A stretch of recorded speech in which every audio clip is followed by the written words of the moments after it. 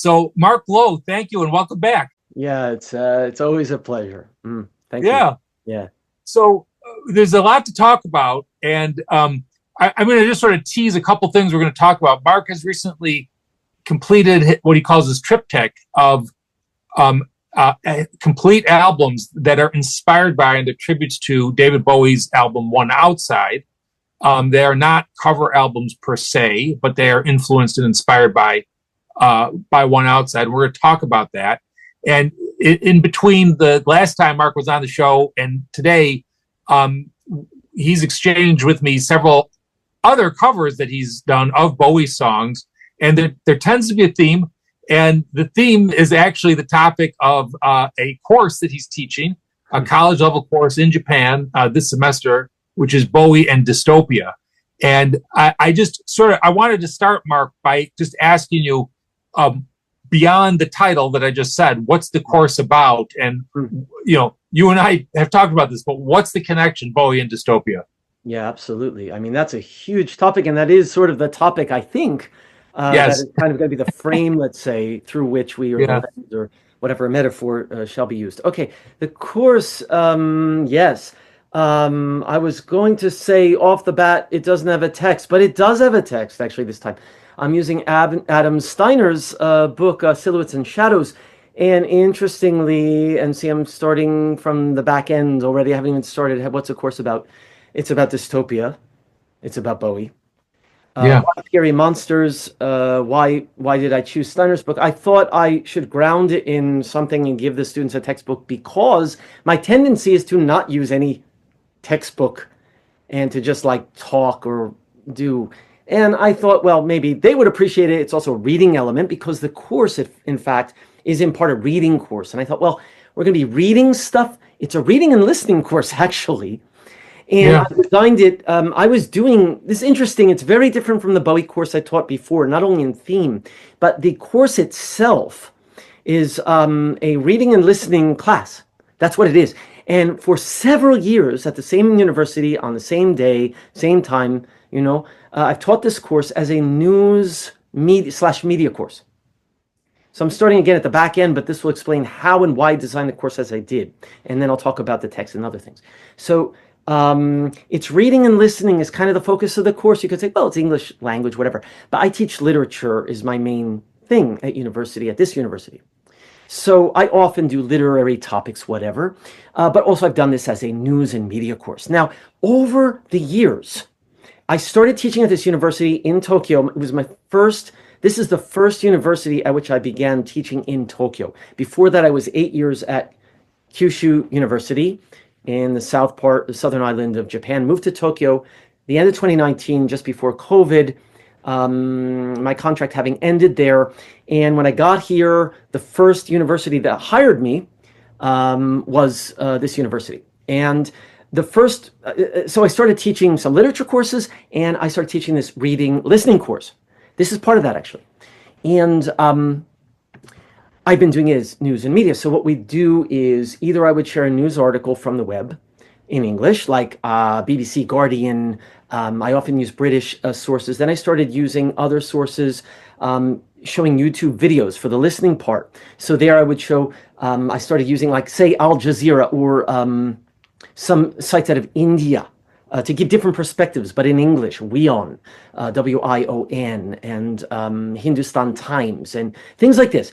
So kind of giving different angles and looking at news from different perspectives from different parts of the world in English. Also, NHK English. NHK is Japanese national, broadcasting kind of Japan news, but they have an English site where they do news in English. And the broadcasters are Japanese, they're speaking in English, or they give subtitles in English. So that was the course for several years I taught this. One of the first courses I ever taught in Tokyo was this. Then the Bowie course I taught for 3 years running, that we talked about actually the very first time you interviewed me as text, and then again the very first time you interviewed me on Zoom. The first half of our talk, it's kind of like today, it's interesting. First half was on my course. And the second half, if you recall, was on, like, Leon sessions. And we, of course, have talked about that several times, and that's going to connect to today's talk. So again, we keep always going around the hotel garage, maybe, or coming back around again to the same things. It just tends to be so in different ways, or from different angles, perspectives. So let's buckle up and go. The first course, I was asked to teach a course, and I mentioned this before, but just to reiterate, refresh, and for the viewers watching this the first time, it was a course on US or UK culture. And they assumed I would teach US literature because I'm teaching American literature. I teach Japanese literature, one course, but this was US or UK. So I think the assumption was we'll ask, this professor, I'm part-time at this university, as well as various others. We'll ask him to teach a course, and likely Mark, right, professor, whatever, will teach. My last name is longer, actually, I won't say. So, we'll say Professor Lowe is going to teach American literature.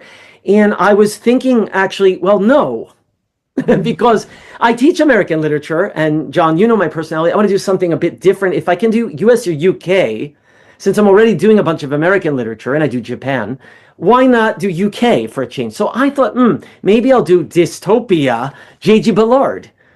And I was going to do, Crash or Concrete Island. Anyway, this is David Cronenberg did a film of Crash, and there was another film of Crash later. It's a different movie. It's a look that up. I think if you don't know Crash, that's quite interesting, and it's a Bowie-esque kind of like dark and all of that. And it's a social commentary. And Ballard was during the war,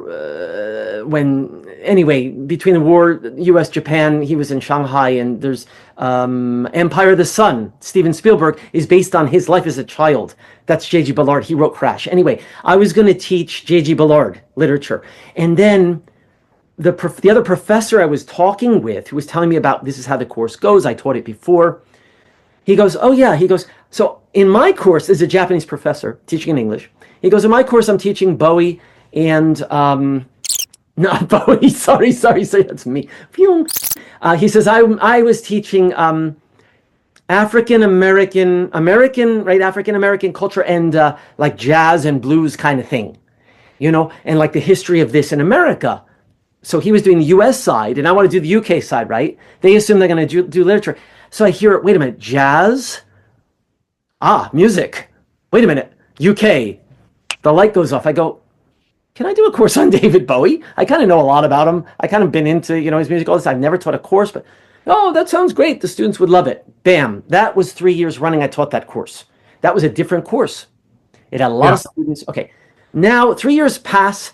They didn't offer it again. I'm now teaching a creative writing course, which I enjoy, because that's another of my background things. By the way, I did, fiction writing for several years, published things too. Really dark, weird literature, as you could probably guess, from the kind of things I write. These days, when I write, it tends to be more nonfiction. I wrote a very long essay about my own musical history with my ex-bandmates and what happened there and how I became solo and COVID, and like we talked about COVID with the album and these kinds of things. That essay is actually online. I can give the link later if anyone's interested. But go back to your question. What is the course about? How did it go? So this course is not that course. That's what I wanted to say. That was 3 years. You caught me. This is another interesting synchronicity and connection that connects to us and how we connected, actually. The song that you caught online, when I published it, and I think I mentioned this in an email to you, but I'll say it for the viewers too.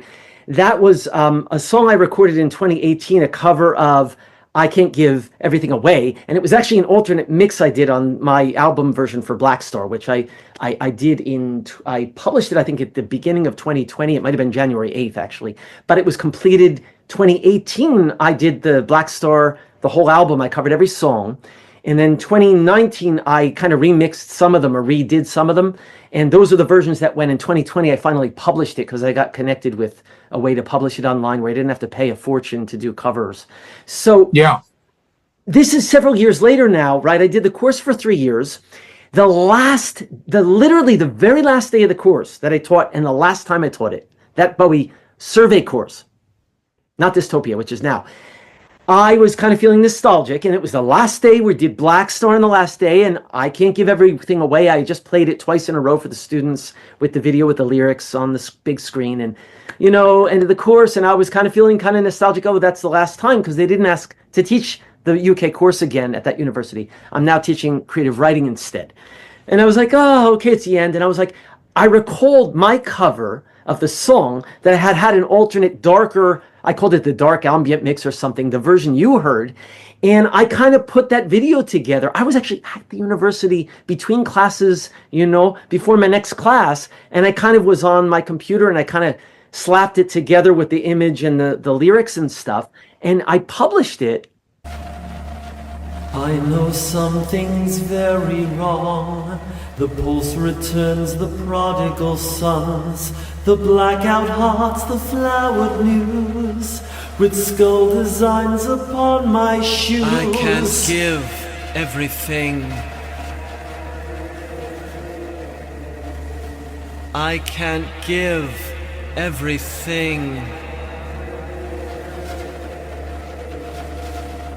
away.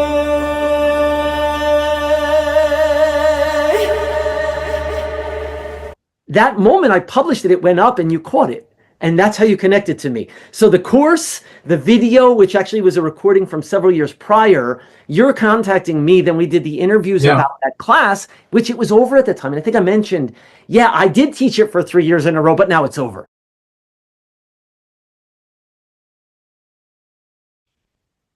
Two things. The news course, for me, I began to get this bizarre feeling, and I told the students this very frankly, that my news, reading and listening through news was kind of the course, okay?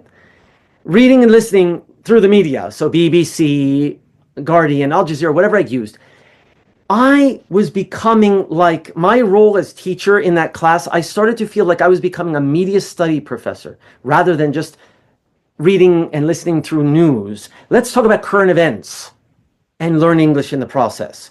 Was becoming, wait a minute, I have to, I'm not really sure. This is like a site that normally I would say is reliable, but can we really rely on what they're telling us? Because there's so much disinformation now that even the so-called mainstream news sources have become unreliable. Maybe they always were, and we're starting to peel back all of these layers, and this is becoming like post-modern, media studies class. And I started lecturing more and more about things like the Rashomon effect, which is like, that everyone has a different perspective, and what is the truth, and no one can ever fully be completely objective, and these kinds of things, okay? And so it became like I was almost finding the need to have to lecture on that aspect of the news while presenting the news and like considering it for conversation or discuss, because it wasn't just learning English. They're pretty high-level students.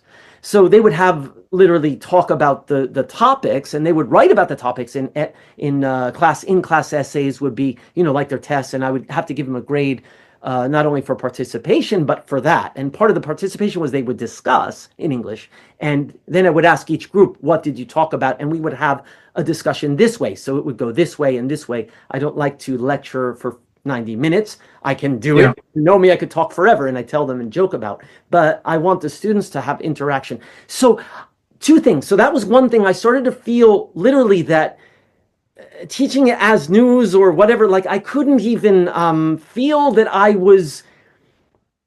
couldn't trust myself to trust the news, if that makes sense. And this goes into the whole disinformation, and if maybe we'll get into this in the AI, Ramona A. Stone became Ramona AI for a reason, the whole what's going on in the world now and how that connects to outside. I think that's coming later in our conversation, and how it appears in my triptych. But so okay, one thing was this, and I thought, maybe I should take a break from the news in this class. So when I was writing my syllabus for this class this year, I started to think in a different direction. So I took a step back and I thought, okay, we're living in a friggin' dystopia. And that's one of the reasons I don't feel I can even teach the course as a news course anymore, because everything is so, AI is coming and it's this and it's that. And who knows what the hell is real and not real anymore. You talk about AI and deep fake and all this stuff. Seeing is believing. Didn't we grow up with that, John, that expression? Is that true anymore? Seeing is believing? I mean, like, Biden robbed the bank with the thing, and oh, it was an AI made that video. You know, I mean, it's like, of course, it's published as AI made the video, but like that's going in weird directions. And you know, I get weird things on my Facebook news feed that's presented as news, and I think it's not news. I might edit some of this out, at least of your version. Get me back on track, and we don't have like 3 hours. So, so the course, I then started thinking, so we're living in this kind of quasi, or actually maybe actual dystopia, or what's becoming a kind of strange world, and stranger and stranger and stranger world. From my own work on Bowie, as I think you kind of alluded to, that there's a theme you found in my Bowie covers, in that, in probably in my own work too, you'll see it there, which is this, that things are kind of moving in the dark. We're living in the darkest of time, says the Minotaur. And so my Bowie and Dystopia course, I thought, well, if I'm not going to teach news, let's do it through like another window. Now, 1984 would be like an obvious choice as a literature teacher to teach as a dystopian thing, but that's UK, and this class is not a UK literature class. It's not even a literature class. So it's the reading and writing, or reading and listening class. I was doing media, so I thought, well, if I'm going to do listening and reading, sound and vision, not quite, but why don't I go, and I'm starting to just, you know, think creatively in a sense. And of course, I've taught a course on David Bowie. And I thought, well, wait a minute. Why not look at dystopia such as 1984, but not 1984 only, through another artist's eyes, or the lens of a thinker, an artist, in this case, a musician as well, an actor, a painter, and all those roles that Bowie had, and a fashion person and all that. So, but okay, so the course, the way that I've designed it or thought about it, so I'm using Steiner's book, is actually, I describe it this way. We have various stations that we're going to make pit stops at, but we have 3 main stations. So we're going station to station, you get it? Yes. So the first station, the first main station with some pit stops along the way, will be Diamond Dogs and Hunger City. The second station will be Scary Monsters and Super Creeps in 1980, which is a kind of moving from between Kether and Malkuth. You have other stations and other pit stops. We're moving between. Scary Monsters actually lies in, kind of is like a transition, or a norikae in Japanese, which is a transfer, right, to another or another train. And then outside, 1995. Now, this is the way that I've described it to the students, although we haven't even talked about any of it yet, because I've been making too many pit stops along the way to Ziggy Stardust Land and the world of the alien who falls, the savior who falls to save the world, only have 5 years until the apocalypse. And then he gets devoured by his own fans, and there's a whole fashion behind that character. But then I went back even this last week, I talked about Nietzsche, God is Dead, and the Superman, Übermensch. And I played the Superman from The Man Who Fell to the Man Who Sold the World. The Man Who Sold the World. The Man Who Sold the World. And he also fell to Earth in 1976, and etc. But yes, so now, in fact, interestingly, next week, after this interview on Monday, I have my class on Monday, we're finally going to lodge for a few nights. Haha, lodger, get it? Yeah. The first major station will be Diamond Dogs and Hunger City. So, John, you know, I recently watched your interview with Glenn Hendler in the 33 1/3 series. He did the Diamond Dog. And this was another, it's great, you know, because this is like this kind of mutual thing that we learn from each other, don't we? You know?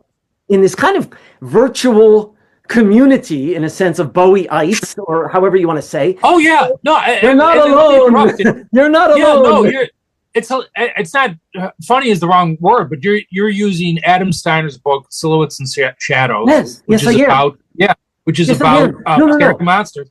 Oh, I'm not. Adam Steiner. I interviewed him around the time the first met you. That's right. That's right. And this is again the synchronicities I wanted to say, that I was reading that at that time. Steiner's book cover, the literal book, is in my video for Phantom in 2023 from the album Angels of Time, because I was reading it, and the video has me wearing a kimono jumping on the bed that I no longer have because I moved out and back in, and wearing a kimono, and I have his Silhouettes and Shadows book.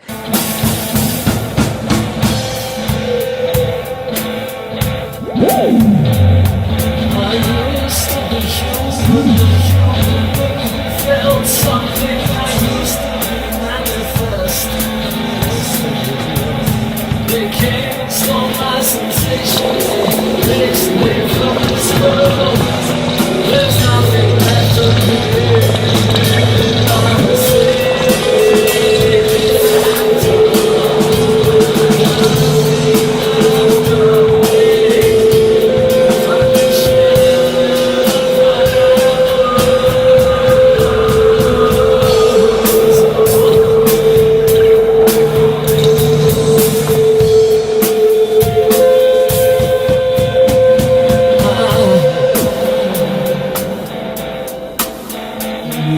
So I'm using that. That is the middle transition phase. But Diamond Dogs, the Hendler book is very useful because he talks about the fascism aspects of what you know, and Hunger City, of course, and some other things. And so I'm not, obviously I didn't require that as our text, and I caught it after I started the course, but I read that, and next week I'm actually going to share bits of that with the students, just like some quotes from it kind of thing. And I'm going to talk about Hunger City, Diamond Dogs, that aspect. Then we go to Scary Monsters, and finally Outside, which of course I'm kind of, I don't want to call myself an expert, pretty, you know, deep into that world.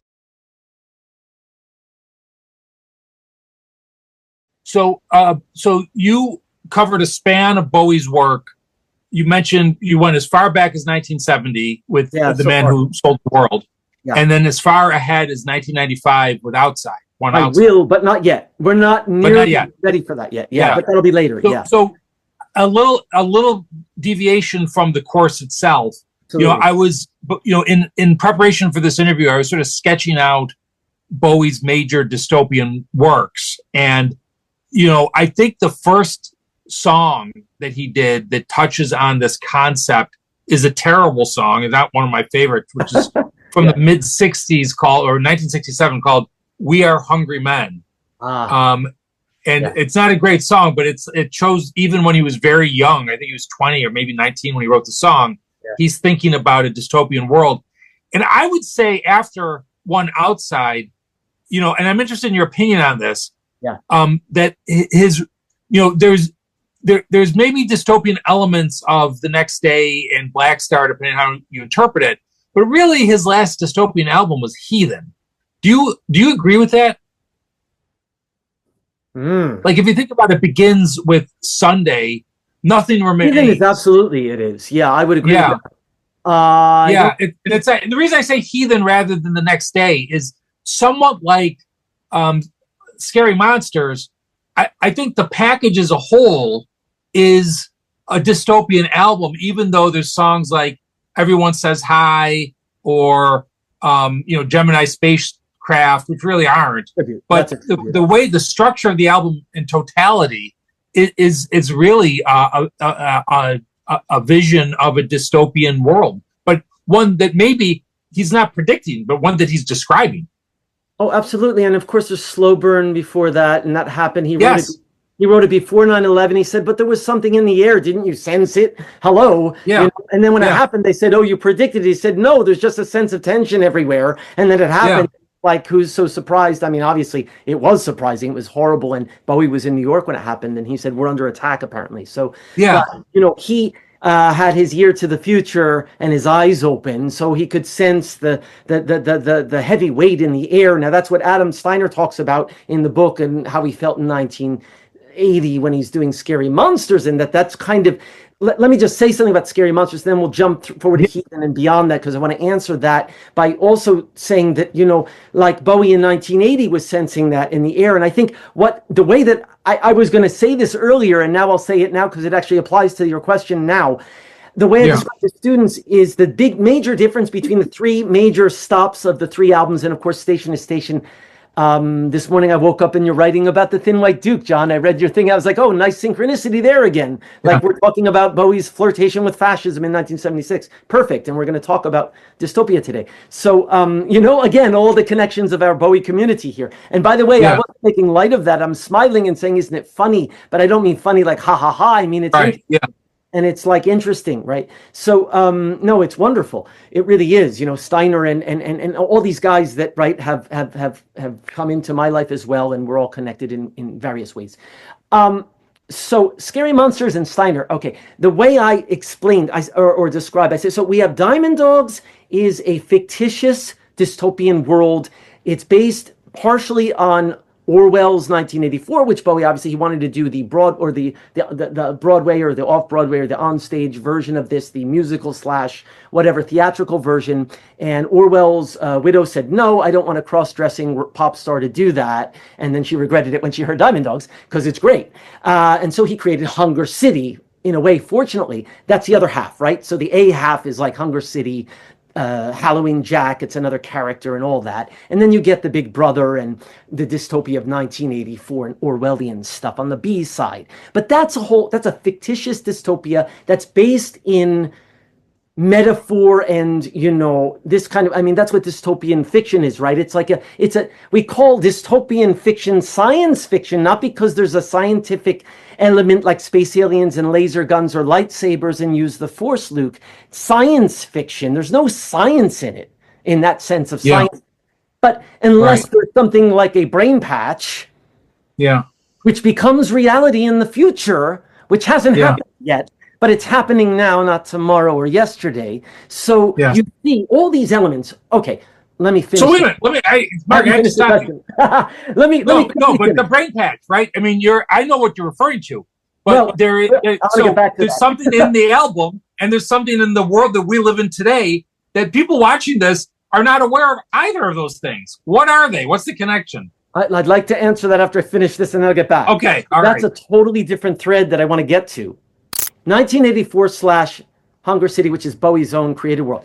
Let's jump to Outside. 1995 is also a created world based on a possible future, which goes to your question about brain patches, that actually Bowie mentions brain patches / soul brain patches in the Leon session. I think even in the shorter seg of Baby Grace Blue, she says, I've got a brain patch. So that is also a fictitious world that also is based on the world of today. Just as Orwell wrote 1984 based on the world of today in his day in the late 40s, what he was seeing, and just making it an extreme and fictionalizing it, but basically using metaphor and newspeak and all these things, which we're seeing right now happening in various ways in reality. Now, how is Scary Monsters different when I talk to the students, and I'm using Steiner's book, that, like I say, is a norikae, using Japanese because my brain is half in Japan and more than half in Japan now.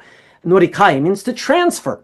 It's a transfer stop. Bowie was between the centuries, a millennial fetish. It wasn't yet a millennial fetish until 1995. He's going to do the end of the century. But before that, he was at the end of the 1970s, moving into the 1980s, before he comes back with Blonde Hair and Let's Dance and a new producer after John Lennon is shot and killed, which scared the hell out of him because he was next on the list during the Elephant Man performance. You know the story? Yeah, I do. I can tell it for the viewers later maybe, but there's so many things always.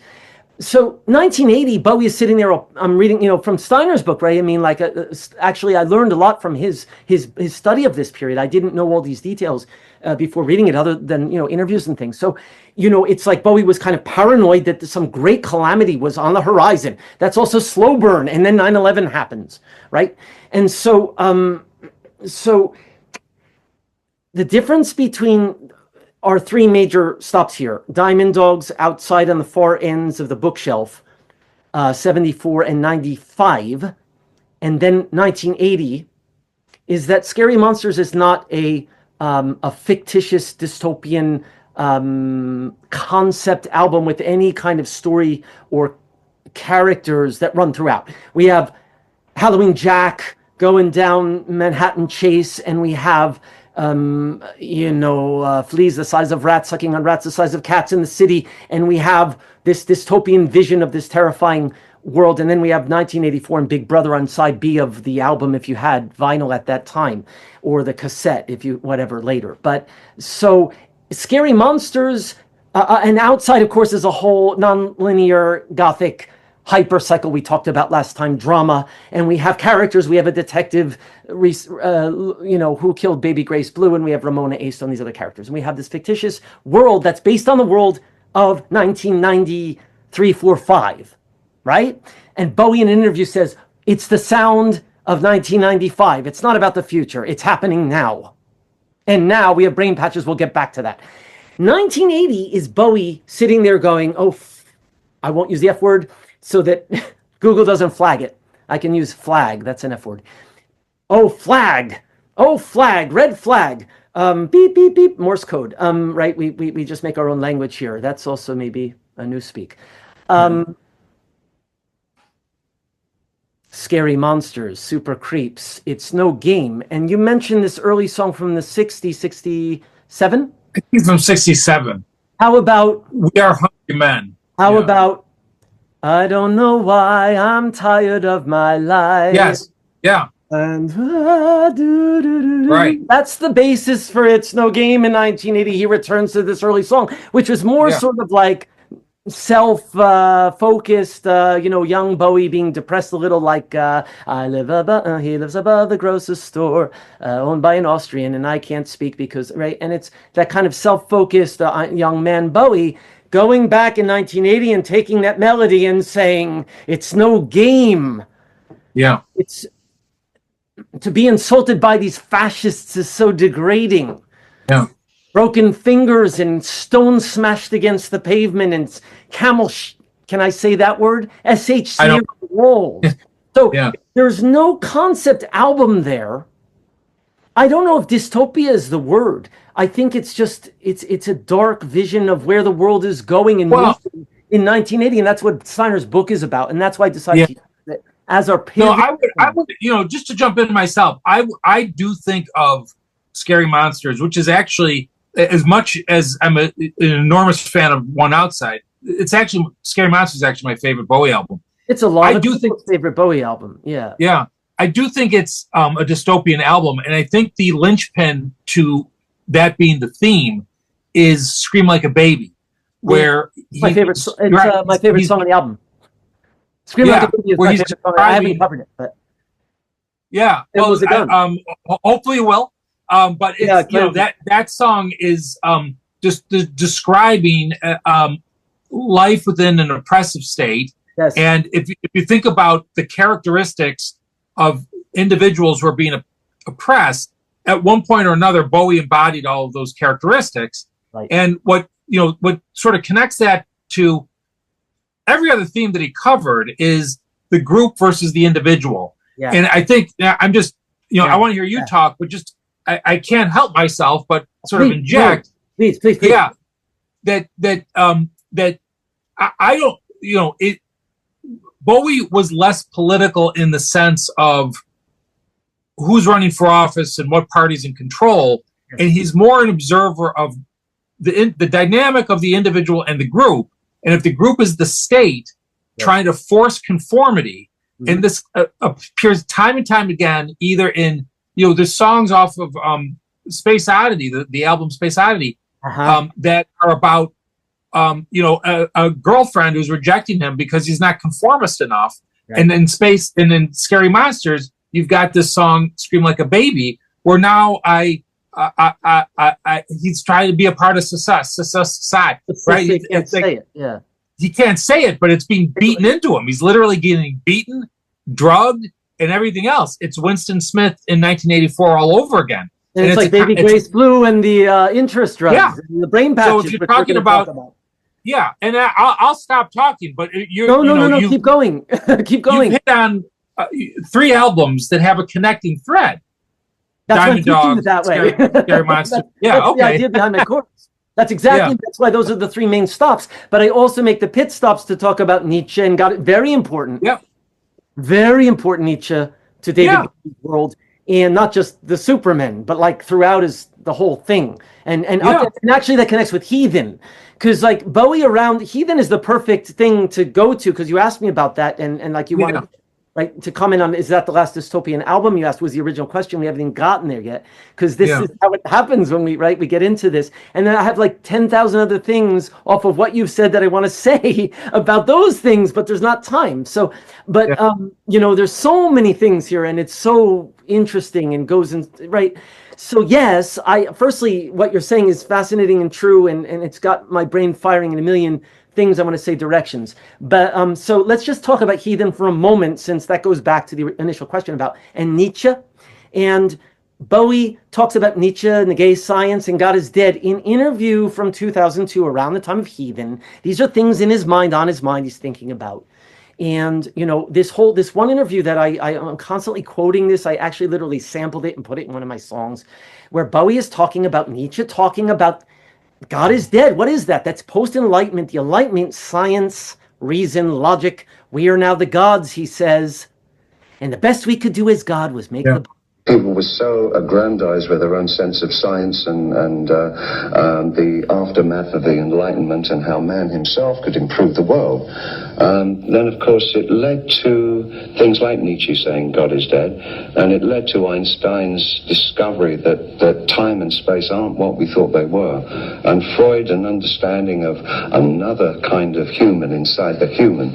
All these things culminated in the idea that everything we'd known before was wrong. Everything. So we start out the 20th century with this clean slate. We are now the gods. And the greatest thing that we could do as God during that century was create the bomb. That was what we were good at doing. That's what Bowie says in this interview. And then, like, there's one edit where the person edited in, like, the bomb going off in Hiroshima, you know? So, wait, you know, Mark, again, I have to stop you. So, we are the gods. You are referring to a different interview than what I was thinking of. What I was thinking of when you said that was something he said to the photographer Mick Rock, and he was talking about we being the rock stars of the new gods. That's the 70s. This is 2002. Yeah. So you see how that in the 70s the rock stars were the new gods for Bowie. Yeah. And that was Ziggy Stardust was the embodiment of that, and teetering on the edge of that fascist. Everyone right. Yes. Handel, right? Everyone wants to be a fascist, right? What he's observing is the relationship between the adoring audience and a rock star, a demagogue, a religious figure, and he sort of works through that. You know, after the Thin White Duke, you know, you read what I wrote today. After the Thin White people, you know, the wrong people were taking it seriously. He sort of abandons that, but he doesn't abandon the idea of dystopia or a world that has collapsed and where the populace has given over its agency to somebody else to make decisions for them to disastrous effect. So let me hand it back over to you. I would even suggest, this is going on another thread, unfortunately, but then I want to get back to Thin White Duke for a second. Well, let me say Thin White Duke, that the hellacious comment, I don't think you mentioned in your essay today, you talked about many of these things, but that Hitler was the first rock star. Right. Yeah. Okay. Now that's it right there. He's like, you get it? This is what a particular person is doing now in a particular country that has been overrun by mindless bots, or I don't know what to say. Yeah. All right. Let me go back. I'll tell you, Mark, wait a minute. You're wearing an orange shirt. Is that subliminal? No. Okay, so then we all got the reference, or some of us did, and we'll get to brain patches too. There's another one. So okay, but I was going to make another comment that even in the 80s, you said he didn't abandon the idea of dystopia. How could he, when the world is just going darker and darker and darker until 2016? Black Star would be a dystopia if it wasn't maybe so much about his own struggle individually with the Black Star. Right. So, I mean, not to go down another thread, but you mentioned the Black Star, your time's come, says Elvis, and they were born the same day. Right? So, Heathen, I want to say one thing, and then I'll let you talk. The one song, you know what I think is the most dystopian song on Heathen is not Sunday or Heathen the Rays. They are. they're dark. Those bookends are really dark. And then you have, like you say, tributes like the Gemini spacecraft. Thank you for an influence for Ziggy Stardust. And I know you didn't get credit. And so like, here's a little bit of my paycheck for you to be able to eat or something. So, I mean, Bowie's very nice to do this, right? This is like part of the thing, right? He was trying to, and he did a lot of he did 3 covers on that album, right? And he took off some of the longer, darker tracks that were on the single later, right? Anyway, so the track that I think about is I Demand a Better Future. Yeah. Or I'll stop loving you, God. Stop making this friggin' horrible because I have a daughter and I want her to grow up happy and healthy and not live in a friggin' dark dystopian world after I'm gone. I demand a better future.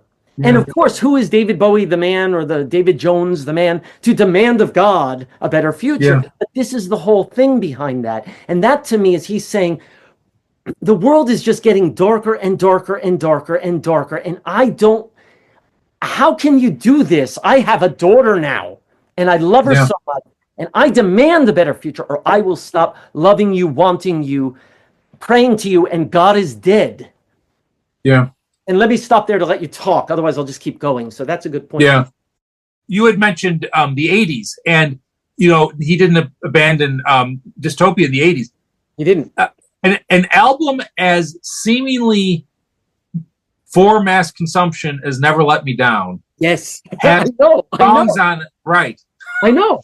Right. It's dark stuff. I mean, it's totally dark. Yes. From songs like Day In, Day Out, which is he's a really grimy, gritty reality, to Time Will Crawl. Time Will Crawl is my favorite song on that album. Time Will Crawl, I think, is brilliant, actually. It really is. I love that song, actually. That's one song from that album I really, really like.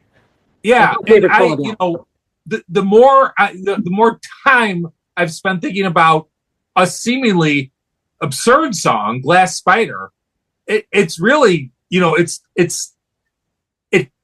frames this dark vision of searching for water, which he explores later in reality. Water, right? Around science fiction.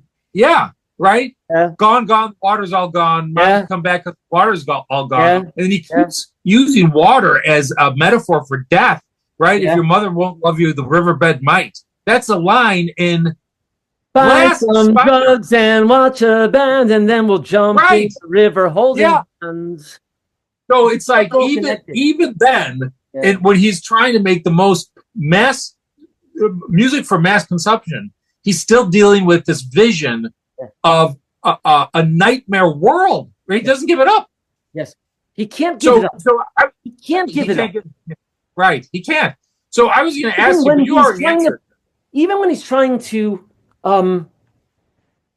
appease his label, EMI, I guess, at the time, and even when he's trying to appease the fans that were getting what he calls his Phil Collins audience that he didn't feel comfortable with increasingly, which is finally he smashes and destroys the Glass Spider, as the saying goes, after the tour, and says enough and does Tin Machine. He's still in there with the grit and the grime, and Time Will Crawl, as you say, and in the Zeidwin province was this Glass Spider with the tears of glass or whatever it is, and that's very dark stuff. Yeah. But the stage show is all, when they're hitting balloons with the things, but also, in a way, we're getting totally off topic with all this stuff. It's interesting because this is how I mean to bring us right back to topic. No. I kind of think this is fun because normally we wouldn't be talking about. We've never talked about Never Let Me Down before. I think it's interesting that we're doing, or Heathen, like in this much depth. I think it's interesting because actually, it's not like I can only talk about Outside or Dystopia or whatever. This is like actually part of the whole thing. So, and Loving the Alien, which I think is one of the best songs he did in the 1980s period. That's one of my favorite songs from the 1980s. And Tonight is my most loathsome 1980s album. I hate that album. I think Never Let Me Down is way better. I mean, so much better. People say Never Let Me Down is his worst album. I would totally I would go not to war, okay? I'm not going to fight with anyone. Yeah. But I would just. There's no way, to my mind. Tonight is by far the worst thing he ever. I mean, the duet with Tina Turner is miserable, and the reggae songs. It's just not even David Bowie. But okay, that's my opinion. But Loving the Alien, Yeah. brilliant. I think it's probably the best. Like I Yeah. say, my favorite song of the entire '80s output, entire. But I hate the album. That one song redeems the whole thing. Thinking of a different time, Palestine a modern problem, bounty and your wealth in land. There's terror in a best laid plan.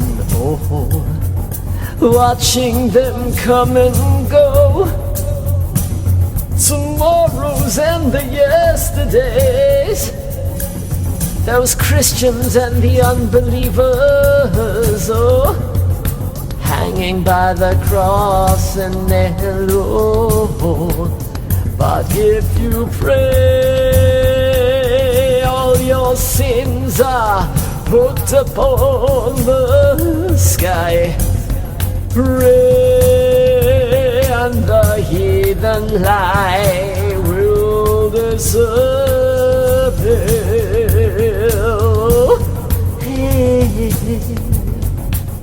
It'll disappear.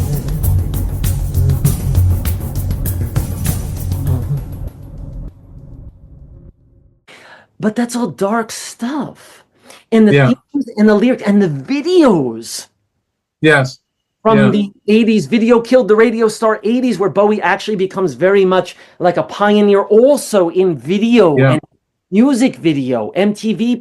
The first major exposure to Bowie I had was Let's Dance, and I didn't even like it and think about it until the end of the 80s, Tin Machine, and then catch on to the Ryko disc collection Right. to the 70s. And I was like, wow, this guy was amazing. Who is, Robert Fripp actually got me into Bowie because I was a King Crimson fan and I heard Heroes and Scary Monsters. So I kind of came in through that back doorway. But like my first thing was, 1980, Let's Dance. And then I look at the video now and there are people in the sweatshops and there's a nuclear bomb going off in the background. The Aboriginal people were sort of, sweatshop to buy the red slippers in the window. They're all shiny and nice. They put them on and looks what happens. And that goes back to what you said, the collective and the right, and also race, black tie, white noise. We could talk about race and all of it. It's all connected.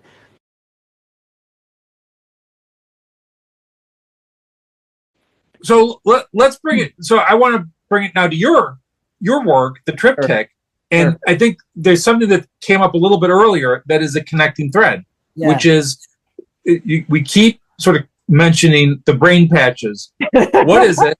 I noticed you got that. What is it? Got caught on that. So right. So what is it in one outside, and then what is it in reality, and then what is your Triptych? Why did you decide to do that now? Okay. Well, firstly, I can't give everything away. So I don't want to just like say, this is what it is, and okay, you don't have to watch the rest of the interview now because you got the punchline. I will talk about it in less cryptic terms eventually, but what I want to say first to preface it, without going for 2 hours to preface it, hopefully I'll try not to, but let me start with the beginning of the Triptych. I have been talking about this recently in my own little write-ups, which I've done several on my blog, on Bandcamp, on YouTube even. I think I have one that talks about this, but we've never talked about it on our talks. So the Triptych actually began before the Triptych began. What is this? Are you doing the Sphinx again? No, I'm going to explain this. The Triptych before the Triptych, the UR version, the version of Minotaur's Lair. Yeah. It actually wrote, if you will, composed and recorded in 2022, this summer. Lost in the Minotaur's Lair was released on September 25th, 1995. No, September 25th, 2003, for the anniversary, 48 years of Outside, which was released on September 25th, 1995.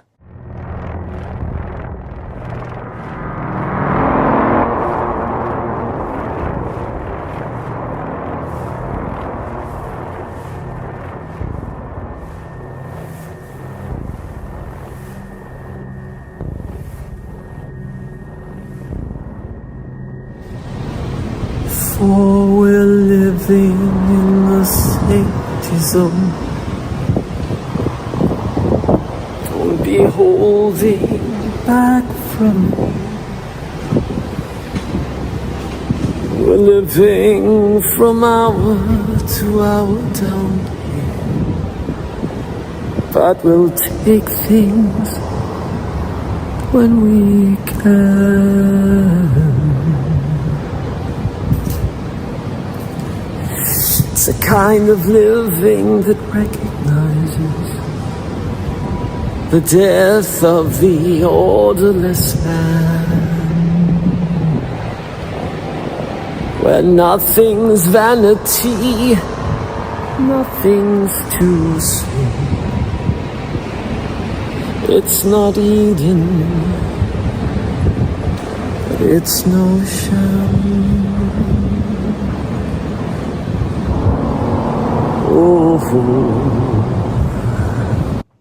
Yeah. Interestingly, I completed the trilogy this year. It's now 30 years, 3 years later. Bowie had planned a triptych, as you know, a trilogy, Outside, number 1, 2, Contamination, 3, Afrikaans, to end in 1999, be published the last day of 1999, moving into 2000, the new millennium, as he said. Although the new millennium, I guess, is actually 2001. But we had that whole thing about fear of blackouts and the internet and stuff, which never happened. Yeah.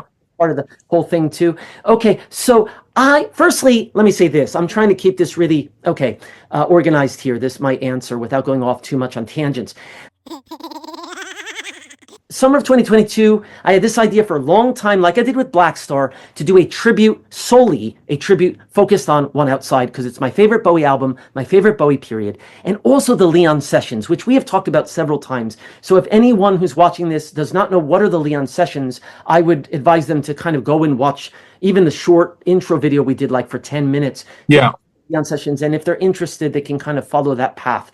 So Leon, anyway, I mean, in short, it's 1994, the sessions leading up to Outside. They're more improvisational, longer suites of 20 minutes or so each, with a lot of improvs, and a lot of the characters from the Outside saga were created during those sessions. That's the short answer, and the rest we talked more in the other talks. So my idea was to do something kind of like Leon suites, as a tribute to Outside, which was to make these kind of suites with seg-like bits with character voices. And the first character I thought of was the Minotaur, because the Minotaur is kind of, in a way, at the very center of the Outside story, and yet the Minotaur has no voice. The Minotaur is a kind of symbol of the artist. It's artist Minotaur, literally, in Bowie's version. My version, by the way, is reversed. It's Minotaur/artist. I don't know how many people have picked up on that. Mine is Minotaur artist, and if you look at his, it's artist Minotaur. That's intentional. So I never picked up on that. Yeah, there are little things. I can't give everything away, but I'll give a few hints. There are lots of, what do they call them? Easter eggs. All my stuff is just nobody pays it much. Not nobody, you're paying, and others, some do. Very few people are going to be paying that much attention, which is fine. It's for 100 years later when the aliens come and find my data somewhere. So my music and my message. All the voices that you hear on Minotaur's Lair, which is 17 minutes, that track, which is the center of Lost in the Minotaur's Lair, the album I published September 25th, 2023, were originally from 2022. It's almost interesting. This was not planned. It's almost like the Baby Grace seg from Leon was shortened and then put on Outside, right? Mine was like an opposite pattern. The short version was 2022, and in 2023, I extended it to 17 minutes. I went in the opposite direction as Bowie. Bowie took the Leon Sessions and tidied it for the label. I made a kind of a UR, like a in Japanese, kari, like I'll make a demo in a way, not a demo. It exists and it works as its own piece, but this is the start of it, and I'm going to do something with this like next week. But next week never came. Where the F did Monday go? Because my desktop computer crashed. Literally, this is the story behind this. But I was lucky. I had saved the Minotaur artist seg, not only the MP3 or the WAV file to have the file, but the original Logic file, so I could do something with it and mix it again. I was very lucky, but I kind of left it behind because the computer crashed. I had to work through that. I got a new computer, finally, the computer I'm using now, and then I did in 2023, John, I turned 50 that year. I did a trilogy. That was my year of triptychs, actually. Funny, because I didn't do the Bowie triptych. The Bowie triptych took 3 years, which is odd for me. Usually I do everything boom, boom, boom. I did literally back-to-back triptychs that year, but original work. And then I did this track for This Dark Shroud. Oh, Ramona, Where's the Future Gone? I was improvising, and I was like, oh, Ramona, where has the future gone? And I kind of went into these dystopian dark themes, and I was looking at the news, feeling like Bowie in 1980, the way that Steiner describes him. Some calamity is coming. We've got Ukraine, we've got nuclear threats, and I go, you know what? I got to get back to that outside project. We seem to be lost in the labyrinth, the maze.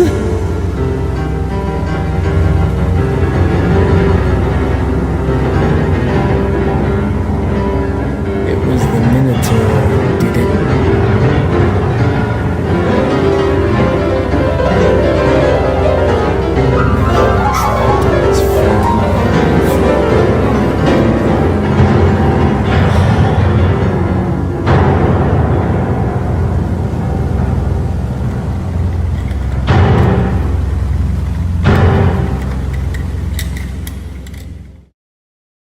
Brain patches were created in 2022. The Minotaur speaks in 2022. Was Elias Mouse based on the character that he seems to be aligned with? He was. And so did the brain patches. Absolutely, 100%. In 2022, I said this character who could be Nathan Adler Jr. or one of his friends is how he described it. He goes, I met Ramona downtown Shibuya, I think it was. I'm saying my own lyrics, and this was improvised in 2022. Shibuya is the heart of Tokyo. When you see those crazy crowded streets with the flashing Blade Runner thing, that's Shibuya. That's the place in Tokyo. Downtown Shibuya, I think it was. It was at some freak show, some carnival. Her name was Ramona. I met her at some freak show, some carnival. Downtown Shibuya, I think it was. She was convinced that World War III was upon us. Elias Mouse and all of his devious doings.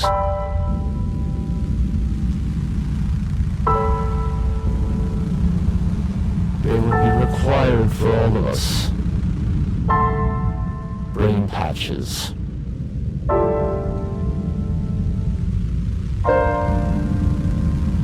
But I'm getting ahead of myself.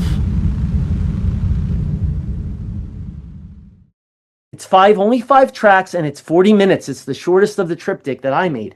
And the last track is Strangers When We Improv. I thought, I want to do one more track. Outside ends with Strangers When We Meet. Why don't I do a kind of loose piano vocal version? So it's 5 tracks, 40 minutes, and I just whoosh, got it out by September 25th. That was the end of that for me at that time. I figured I might do some more covers eventually. The second one, which you interviewed me on earlier this year, which I released this year but recorded in 2024, all of it, started, actually, I did Hello Space Boy, which you remember the Election Day version, which was a remix of my own version of that. Right. Which is really noisy and chaotic. I went into the studio and played live drums because I wanted the pounding live drums. I'm a drummer. I didn't want to do electronic drums as the main. I actually added them, but it's mainly like there's live drumming on that track.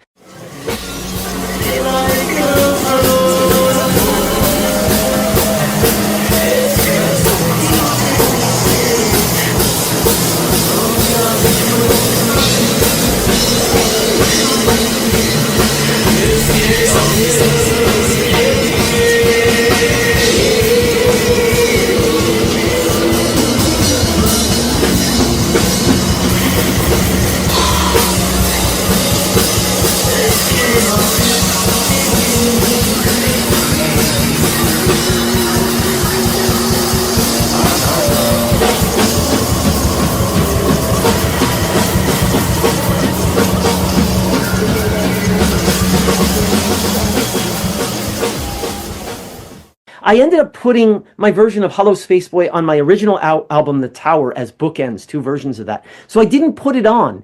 But the track that your voice is on at the opening of some kind of Future 2.0. Actually, the backing is based on the backing I created for that, but then I remixed it and added stuff, and I took the vocals out, so it doesn't have the Hollow Spaceboy vocal in it. But the Hollow Spaceboy track I didn't put on the album. The Enemy Within I called my version, and it has reference to the enemy is fragile, and also the enemy is within. Because... Well, doesn't that... Go ahead.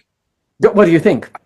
It's not. I'm being a quiz question. A, B, C, D. Yeah, no, I thought it traced back to Stalin. Ah, who else said it in more recent days? Very recent days. Uh-oh.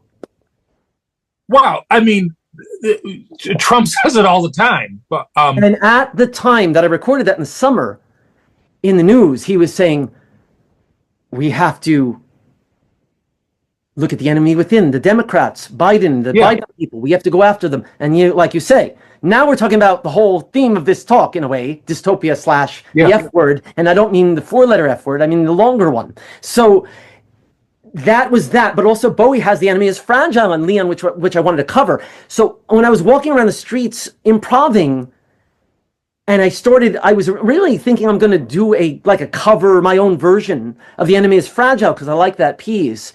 And I started, again, riffing, kind of like what I did with Strangers when we improv, and it became the enemy within, the enemy's fragile, the enemy is always here, he's within, and So, and then it became sort of like very political, and it became Now, Not Tomorrow.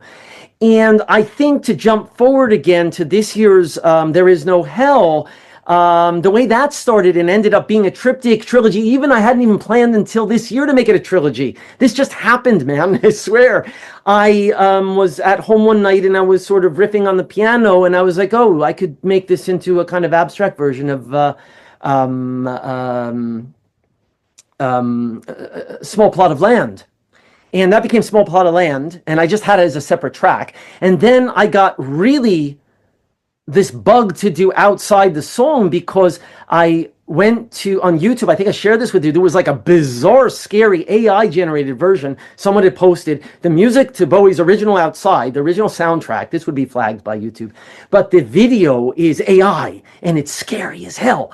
They beat on the outside, shows like through a stained window, people beating up others, like the Gestapos come, and it's got these weird, like, quasi Bowie-esque, sort of looks like Bowie, but sort of looks like an alien. It's like those weird, scary AI versions of people's faces when you see they're half animated. It's really scary. You see him standing in the street with like a hat on, and he's like a dark shadow, and there's this light, and it just looks really dystopian and scary. I looked at the Motel the other night. This is just another non sequitur or a seg, and the Motel version with the AI was like even maybe scarier than Outside. The AI, it was like the Motel was going up in flames, me exploding you. They showed this woman in flames. I mean, it's terrifying. But anyway, this is how the AI interprets Outside songs, John. It's scary. And I go, okay, what was happening at the precise moment when I found this Outside song version, not the Motel, which I saw the other day. And it was where they beat on the outside and they're beating people up. And I thought, this is where Trump is in office, Doge is gutting Social Security, etc. These young kids are in there taking our data and so on. It was at this moment, and people are planning to riot outside the Capitol building and protest. And if you listen to my version of Outside in the lyrics, it's now not tomorrow, tomorrow's too late. And at the end, it's happening outside. And then the last line is the Capitol building. Now, Elon, he jumps up on the stage with a crisp chainsaw, slashes around, cutting his ego on everything. Hello, Leon. Elias. Welcome back.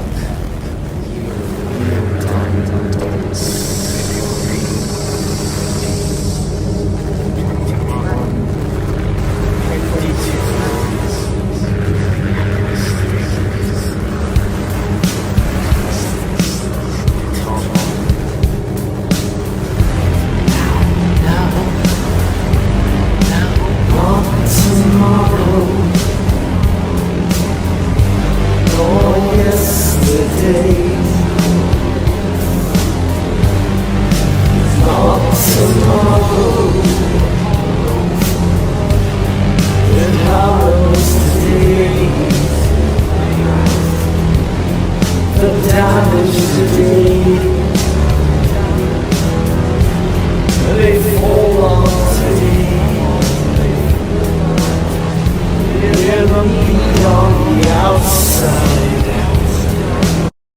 Because that's what was literally happening. And when I looked at AI, it was like prescient. Like the AI was saying, you know, the future is happening now, and that's going to be rioting and chaos and violence and social unrest and a kind of resurgence of fascism. And I had done a bunch of other covers around that time of other artists. I did 9 Inch Nails in This Twilight, which is also from an album that's basically dystopian, called Year Zero, that he wrote in protest to what was happening with Bush Jr. after 9/11. And it was a protest album against all that stuff. And like, we're going to destroy ourselves, man, kind of album. And he did a song called In This Twilight, which is very much this, you know, ashes in your hair remind me. Like, we're in a post-dystopian world at the end because everything just blows. So I was doing other songs by other artists that had a dystopian feel to them. And I was going to put the 2 Bowie songs along with those and just have an album. But then, John, you know, this happened. I don't remember exactly.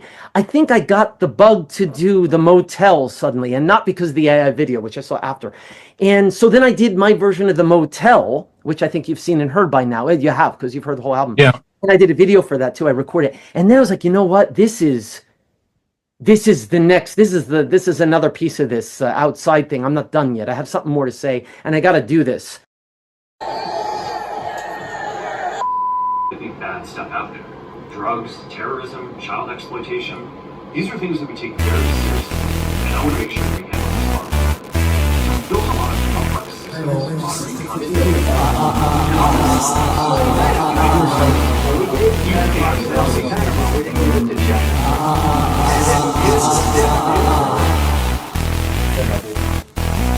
John is in America, no checks at the wheel. No one needs anything, we don't even just pretend. And it's time for people to wake up. And I've used a metaphor that may kill, but when John is in America. The enemy is fragile, the enemy within. It was a full moon night. If you look at the video, there's a full moon behind me, and the moon kind of sort of plays a role in some of the lyrics, and I filmed the moon. This year, the same thing. I was walking outside. It was a full moon night, John. I swear to God, the full moon's in the video, if you look at it.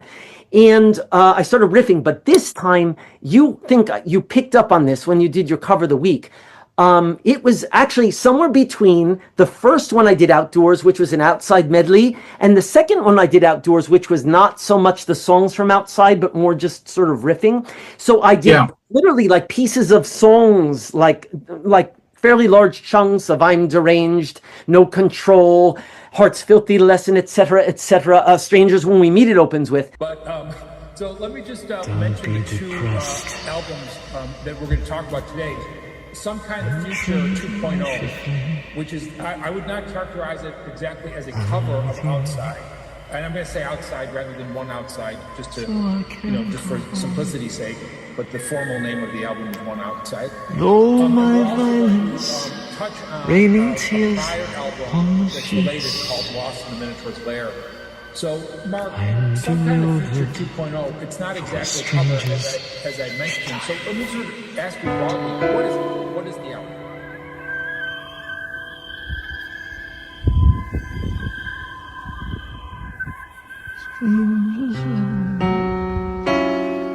Strangers when we meet, oh, strangers when we meet, strangers when. And that I then broke into 3 parts, right? This time I had the soundtrack already because I'd been in the studio, did this long improv, was perfect. When I put them together, it was magic. I was going to record a whole new backing for that. It was magic because it was instrumental to begin with. It fit perfectly. Boom, I've got it. I mixed it. Part 1, 2, 3, the Motel, Outside, Small Plot of Land. I had done all those. And then I added the segs.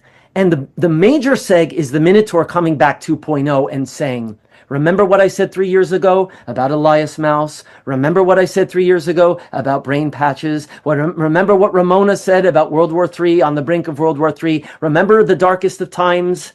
Here we are in 2025. It's also 30 years anniversary of Outside, and I have something left to say, and I'm going to say it. And the Minotaur makes this fine. And by the way, I used the exact same voice effector. I went back to the original file and I put my voice back in so the effector would be the same exact voice as I had used in 2022. If I hadn't saved that file, John, when my computer crashed, the Triptych probably never would have been. Something is going to be horrid.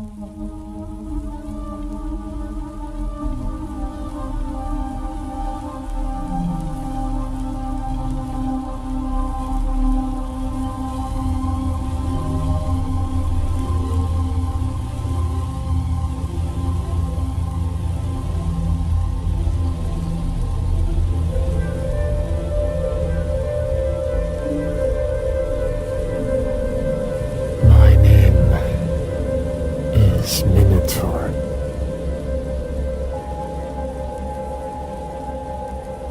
And it's 2025.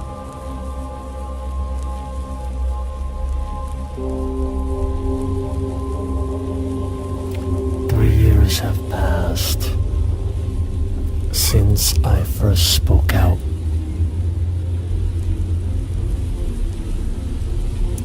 And now it seems the end of the road has drawn close.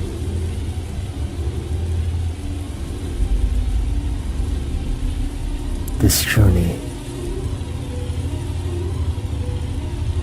has taken me from Kether to Malkuth. We have seen the world turn inside out, upside down. Artists such as myself have gone further inside, have turned inward.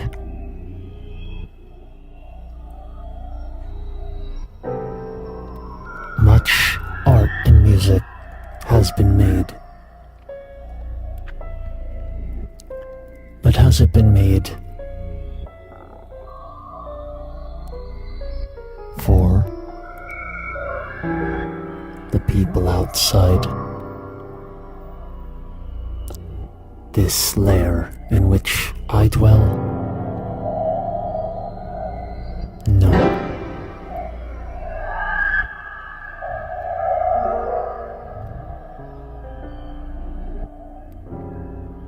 David Bowie asked us whether art could be something for the masses, and I think his answer was a resounding no. He also asked in 1994 and 1995 whether placing pieces of animal carcass in glass boxes or displaying human body parts could be considered as art. He looked around and he saw so much vanity, so much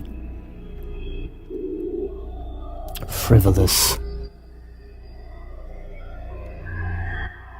celebrity lifestyle garbage. And it made him think, am I a part of this? Do I want to be?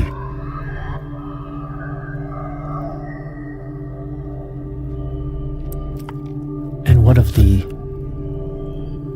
ritual piercings, the tattoos, the advent of the internet, which he called an alien life form, which would change society in ways both good and terrifying?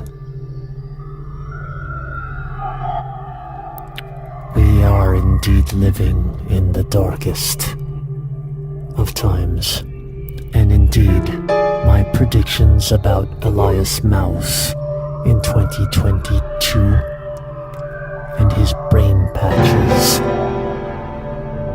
He is developing new homelands, as David Bowie before me had called them as well. Unfortunately, you see, my sense of what was to come was rather accurate.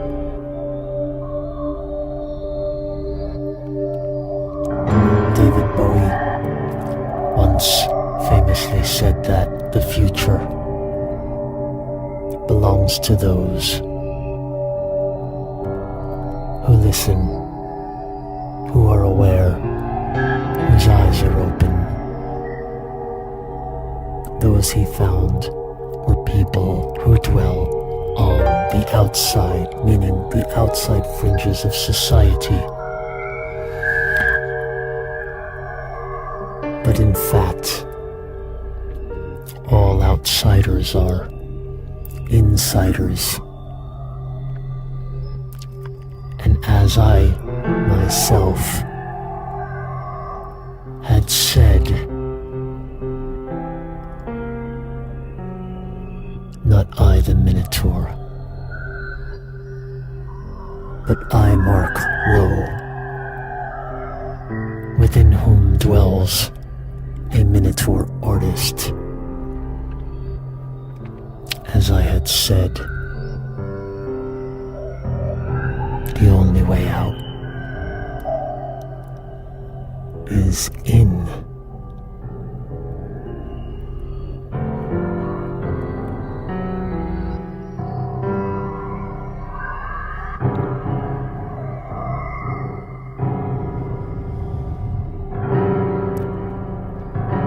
Bon anniversaire, one outside. Rest in peace, David. I hope you're resting in peace.